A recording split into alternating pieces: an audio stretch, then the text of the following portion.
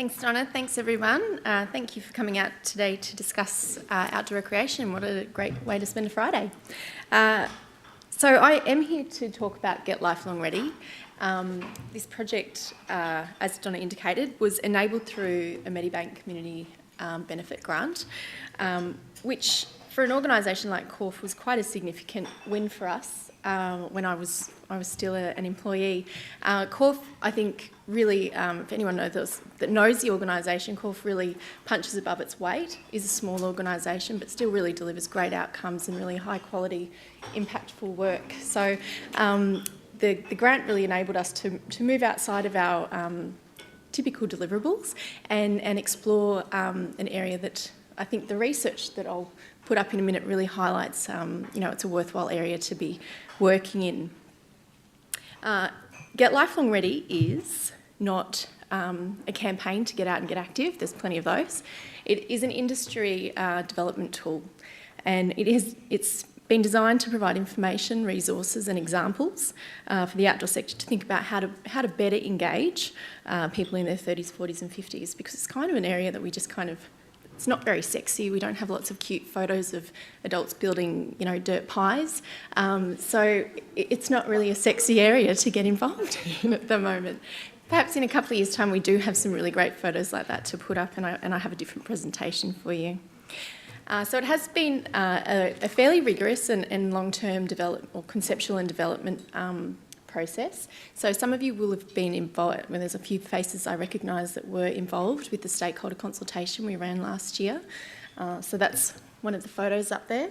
And the second photo I've got up there is actually a snapshot of the online tool. So it has been hidden while we've developed it in the QORF website, and it is available for people to go and have a look after this. So one of the nice things about this project is that there is a whole resource there, various fact sheets and resources. So I'm not going to be able to cover everything today, but it is there for you to go and have a look at. Please do.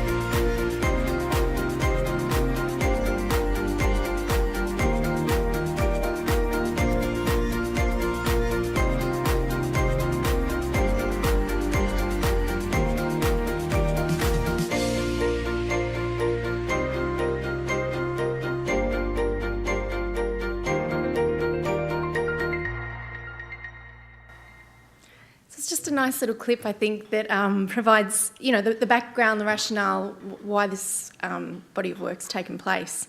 I think one of the strong things I hope has come through is there's a business case for why we want to work in this space.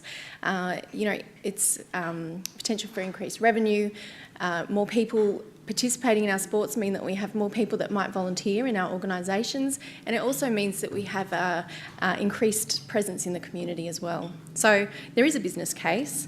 The other thing that I want to highlight though is is, I guess, a little bit more, pull at the heartstrings kind of case. So why 30 to 60-year-olds? Because, we all think that we're adults and we should have, lots of self-determination and get out and be able to do our own things. But the thing is, adults do face barriers, and I'm sure if we went around the room, we're an outdoor recreation symposium, and everyone here works or participates in the industry. We're not normal. Because of that, we're not normal. We're not the average, sorry, I should say.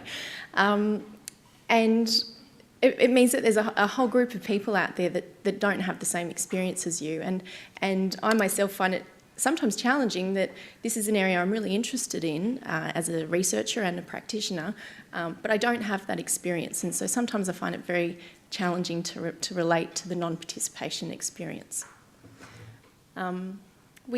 The stats do show, and there's various stats out there at the moment. This project used the ABS data that was available to us at the time. But the stats do show a pretty clear decline in participation over the last 10 years. And, we can argue which stats we might rely on, but if we correlate that against things like increases in mental health issues, increases in obesity, increases in sedentary behaviour, I think there's some pretty clear trends happening out there. And what we have in this room and in our sector is some solutions to those challenges. What's really important, and Donna touched on this earlier today, is to understand, I guess, that not participating impacts on people's quality of life now, and it is also guaranteed to impact on their quality of life as they age. So if we want an active ageing population, we need to start here, because habits that develop during these ages are what continues through, and there's increasing amounts of research that show the importance of that. So really, understanding, this program is about 30s, 40s, 50s, but also understanding that that's part of a broader spectrum of participation as well. When I was putting this together, I found it really interesting. Sport England have just recently released their new participation strategy, and it's like they read our minds. They've started looking at the life course now in terms of getting people in England more active more often, and what they've included is Sam's sporting life. So here's one of those generalisations that Donna talked about. We see Sam in his early years playing cricket and football, very structured activities. What I should say is what I've worked out from the timeline here is that he was born in about the mid to late 70s. So lots of structured participation, goes to university. Through those years he's kind of dropped out of participation altogether, which is not uncommon. Comes out of that. The pink section indicates he's going to the gym quite intermittently, because as the rest of us know in the room, sometimes it's pretty hard to engage in an air-conditioned, very clean, sterile environment. But he does that. Then he gets into a little bit of marathon running, a bit of training, and then for his 40th birthday he gets a mountain bike. And so his focus shifts because he wants adventure and fun with his mates on the weekend. So I think the things to highlight here is it's good news for outdoor recreation that this is happening. If I was presenting to a sport conference, it would be a very different message. But I guess what we take away from that is that there will be some people who can pursue these activities uninhibited, but there's plenty of other people out there that face barriers to getting involved. So what are we doing as a sector to make sure that our activities are appealing and accessible to people that may or may not have engaged in our activities previously? So what are we doing to be welcoming, open, encouraging, and also how are we engaging with people and making sure that our activity stands out from something else? So this was their little tagline that goes with it. Even people traditionally seen as sporty fall in and out of sport and try lots of different activities. So let's be prepared for that. Let's welcome that will happen, and let's welcome the fact that people will fluidly, move from one activity to the next. How do we make sure that is the experience that they have and they don't just drop out and never come back? So Get Lifelong Ready is an invitation to become part of the solution. We've compiled resources that, a whole lot of fact sheets that are there for providers to pull down and have a look at. And there's also the background research as well. So for those policy people in the room, there's a nice resource for you to go back to too. what we know about adults, so I can stand here and say, yeah, you should engage them, but they're a pretty diverse crowd, as we all know, and their ages 30s, 40s and 50s includes not just me, but it's also my parents too, and we're quite different. As much as I love my parents, we have very different tastes. So what do we know about adults? Some prefer individual or self-led activities, others want to work in groups, participate in groups. Some will look for low-cost activities, others are willing to pay premiums for activities. So how are we responding to that? Some adults will seek social opportunities, some want competition and challenge, and others want a little bit of everything. So there's no one size fits all, and what we suggest through this resource is to really tap in and think about who it is that you are targeting. It's okay not to be everything to everyone. Do something simple really well is the best solution here. Seek to understand what people need and want. Understand that potential consumer or non-participant and think about why they may not be participating in your activity. And something like that's quite hard to take that critical look. So, you know, talk to people in your club, in your organisation, and start to understand why, you know, if their friends don't participate in the activity, why is that not happening? And then does your activity meet these needs and wants? And if not, what are we doing to change that? And I've been around the outdoor rec sector in Queensland long enough now to know that that last point is something that people kind of cross their arms and sit back, because we don't really want to challenge what we're doing. It becomes a little bit hard, right? But the thing is, when we look at our participation rates, I think it's a big alarm bell that we have to try and look at what we're doing and see what we can tweak to do it differently. One way of doing that, I have pilfered what's called the inclusion spectrum here, and we've adapted it to adults. So basically what this does is it looks at the different ways that you can structure your activities and start thinking about, okay, well, where does your activity sit along the spectrum, and maybe what could we be doing differently to target a different group. So I like the first two at the end, I kind of call traditional delivery. You know, we offer it and people come, okay? It's a little bit old-fashioned now, because things that are doing well in the marketplace are things that are really participant-focused and looking at what are their needs and wants, what's the experience that they're after, and how can we meet that, okay? And so that's the latter part of the spectrum here. So we're modifying activities so that they suit people's skills, interests, abilities. We're planning activities specifically for these people, all right? Now, there is a fact sheet on this. I can say that. Go and have a look. I don't have time to go through all of it, but what I did want to pull out is one of the examples that came up through our stakeholder consultation. Now, in a perfect world, it would be an outdoor recreation example, but it's not. Sorry for that. City of Gold Coast have a fantastic active and healthy program. A lot of you probably have come across it at some point. And what came up through discussion is that they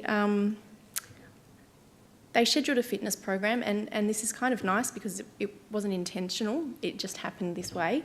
I would suggest let's be more intentional with this example. A boxing for fitness program that coincided with the training times for a local rugby league team. So all of a sudden we have an activity that's accessible and convenient. The boxing activity was low cost and it was adjacent to the rugby field. So it meant that a lot of mums got involved in this program because they could drop their kids and then at the same time come and pick them up. So this was council-led, and as I said, it's not the perfect example because it actually wasn't planned that way. It happened accidentally. But I think that there's a real potential for this kind of stuff to be happening, and it fits really nicely with today's idea of strengthening connections. If we need to start doing things differently, and part of that is building partnerships in the community. So what other kind of activities are happening that could be happening alongside each other and delivering them a little bit differently. The other thing that we look at in the resource is participation pathways. So there's been various work done at different levels of government around participation pathway. Put my academic independent hat on here and say many of them still look like this. Participation through to excellence. Okay, and if we're thinking about engaging adults, we need to start thinking about people entering as adults, not as juniors. So how are we designing experiences to give them the skill, not even give them the skill, give them an experience that makes them fall in love with the activity enough to come back another day and then learn the skill. Okay, so it's very basic stuff, but sometimes I think when we're busy doing, we forget that these things are, they're quite fundamental to participation. Re-entry as adults, so you've participated as youth, you come back. It's quite a complex psychological negotiation to get back into something. I'm not sure if anyone's had the privilege of having a break. Maybe we've all been lifelong participants, but it can be quite a struggle to get back into something and create it as a habit. Returning from injury, because there's obvious physical barriers that you have to negotiate, and also transitioning between activities. So our mate Sam moving from marathoning into mountain biking, how do we make that transition really smooth and fluid and welcoming? So there's a fact sheet on this one as well. You'll get sick of me saying that, but please just go and have a look at the fact sheets. They're quite interesting and they look really good too.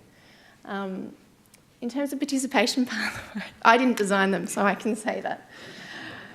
Points for entry and re-entry, okay? So as I said before, pick a group and work out, what is their interaction with our pathway? How do they get involved? How do they find out about us? How do they stay involved? How do they engage with the activity? How do they fall in love with the activity? Because we get told time and time again that we need to be active for health, blah, blah, blah. I've not been active for the last 6 months, but I know that I'm being unhealthy, but it hasn't made me go and do anything. So it's quite a complex scenario, okay? I feel like I'm talking from the non-participant at the moment, so it's an ethnographic study. Think about the role of events and come and try programs. So a lot of these kind of things are happening in isolation, or they're happening as one-offs, and they're not actually leading people into regular participation opportunities. So think about how you're structuring your activities to maximise those participation outcomes. Ongoing participation opportunities. So how are we preparing people physically? If you look at the fitness industry, I don't try not to do that very much, but sometimes they have good examples. A lot of the things that a lot of the gyms you'll see when you sign up, you have to do pre-screening exercise, questionnaires to work out where you are and what's the potential risk. So this is something that came up through the stakeholder discussion. It's not something that I've seen really addressed a whole lot. If you're doing it, let me know, because we'd love to put it on the website as an example. But this is something really important. I think if you're leading adults, you want to know what they can and can't be doing, all right? How are we supporting continued participation? So if someone's come to us and they've got involved, or they've come to that first point where they've had a really great time, who's doing the follow-up to make sure that they come back? So I went to a new yoga class last week. It took me 2 months to negotiate that with myself to get there in the first place. And I made a commitment, yeah, I'll go back, haven't been back. But no one's following me up either, okay? So I'm not blaming this woman, but I'm just saying that's it's something that you need to be conscious of. If someone's come to you, then maintain that commitment, maintain that connection. And another area of injury management, someone injures themselves, and I've seen this quite a lot in my experience with netball. Someone injures themselves, they don't come back for the rest of the season, and then they don't come back again. So where's that kind of outreach to make sure that people are being re-engaged? And staff and volunteers. I'm just going to point that there. I've got another slide on staff and volunteers. In terms of leading adults, okay, we need to make sure that our instructors understand the difference between leading adults and leading youth. It's quite a different dynamic, and a lot of you will have had that experience. I think sometimes we take that for granted, so it's worth, again, having a look at the fact sheet, working through it with your staff, and having a look at some areas. If you're doing it, then fantastic, big tick on the box, but there's always areas that we can improve on as well. So we need to understand that, again, we think as adults we have self-determination. You can go and do whatever you want, doesn't matter what other people think.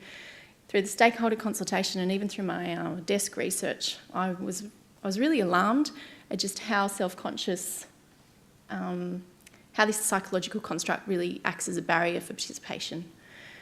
So I think, when we're teenagers, we expect there's going to be a little bit of self-consciousness, but I think during that phase, you're actually just getting to know that voice, that self-talk.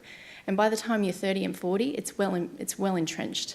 And it's very hard to negotiate with that voice because you don't have a parent there encouraging you or enticing you or harassing you, not giving you any choice to do things. So we need to understand that it's a very real kind of barrier, and we need to be leading activities in positive, encouraging and patient ways as well. drawing attention to people's age.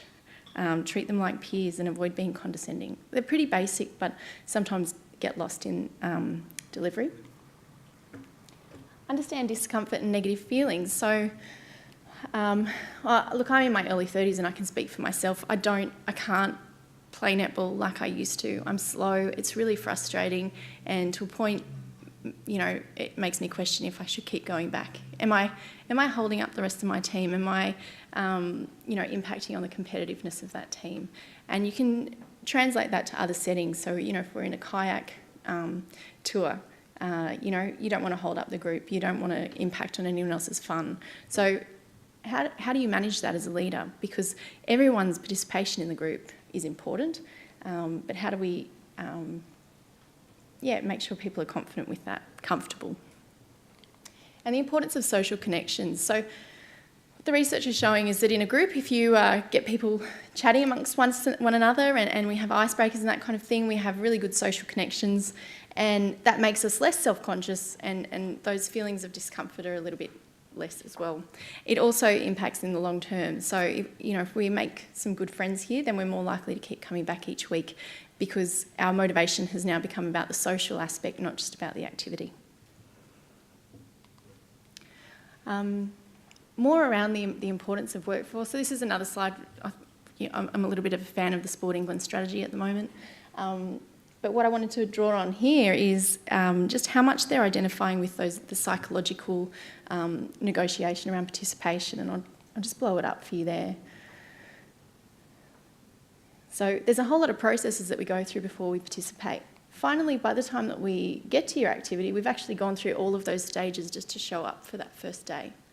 Okay, so if we get the leading wrong, that means that there's been that whole kind of really stressful self-negotiation to get there, and it's wasted. So that's just that first point. So really understanding that the training of our staff and the quality of our staff are really important to engaging participants. And I think I'm fairly on time. I just want to throw this up. We've got fact sheets. We've said that a couple of times. All right. Please jump on the website and have a look. There's also a function there. We want to have more case studies. So I know, our sector is broad and diverse. If you're doing great things and it hasn't been showcased yet, please let us know, because we want to tell people about this, and we want to give others in the room and in the sector ideas for what they can be doing differently and to see what could work for them. And there's also a feedback survey there as well. So tell us what you think. How impactful this has been for you, or other areas that you think would be useful as well. Well, there's another one. All right, so to find out more, jump on the website. I haven't put the URL up there, but if you just Google QORF and get Lifelong Ready, it will pop up. It's very easy to navigate. Work through the toolkit. Please leave your case studies and feedback. And if it's something that you want to explore a bit further, I'm here to talk to you today, or stay in touch and we can see where this project will go. Thank you.